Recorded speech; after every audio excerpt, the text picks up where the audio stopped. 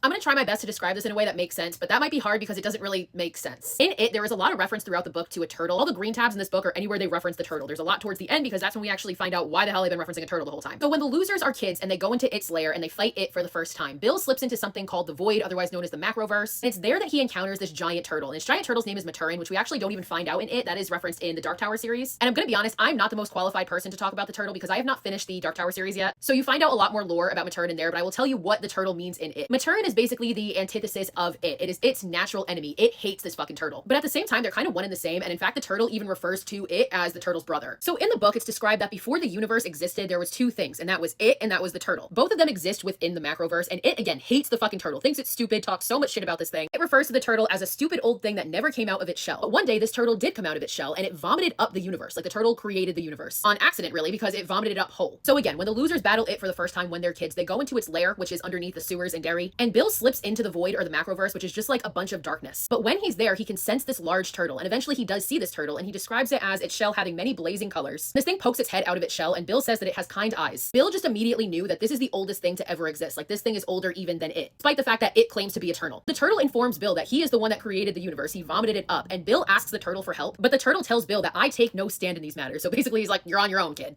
And he tells Bill that my brother, referring to it, has his own place in the Macroverse. But when this turtle spoke to Bill, Bill was hearing its voice, but it immediately blanked that out. During this, we also find out that there is a creature that's older than the turtle, and they refer to it as the final other, and it's actually believed that that is the creator of the turtle. Bill again continues to ask this turtle for help, but the turtle just tells him that he must help himself. But he does encourage Bill to finish this now because he says, and I quote, what can be done when you're 11 can often never be done again. So that's kind of the inspiration that Bill needs to go on and defeat it, or at least they think they defeat it when they're kids. Even though in the book, when they defeat it for the first time, it kind of crawls away after being injured, and they all kind of like low-key know that it's not permanently dead. 27 years later, when the losers come back as adults, they go back into its lair, and it kind of taunts Bill because it tells him that the turtle died years ago. The turtle actually choked to death on a galaxy, and Bill sees that this is indeed true because the turtle is now just a dead husk. But during this final battle, Bill slips into the Void again, and Richie slips into it as well. And Richie ends up grabbing Bill before he's able to go into the deadlights, and he is able to pull him out of the Void, and as they're doing this, they get a glimpse of the turtle. After this final battle, where they do finally defeat it, Bill hears the voice of the other, or the final other, so they know that even though the turtle might be dead, whatever created it is not. I'm not gonna lie to you, this is where this book loses me. Like, it's like kind of just so outrageous and doesn't seem fitting to me personally, and this is also why we've never really gotten a true adaptation of this book, because again, it's just kind of outrageous, and I think that would be so silly to put in a movie. However, that's why there's so many references to a turtle in It 2017. That's also why we're seeing a lot of references of the turtle in It Welcome to Derry, and it seems to be kind of protecting the kids. So like Lily had that turtle charm on her bracelet, and that's what protected her from being a victim during the massacre at the theater. But yeah, that's the breakdown of the turtle in this book. Again, anybody who's read the Dark Tower series probably knows a lot more than I do. I will get around to it eventually. I've read like the first two, but the Dark Tower is kind of like the center of the Stephen King universe.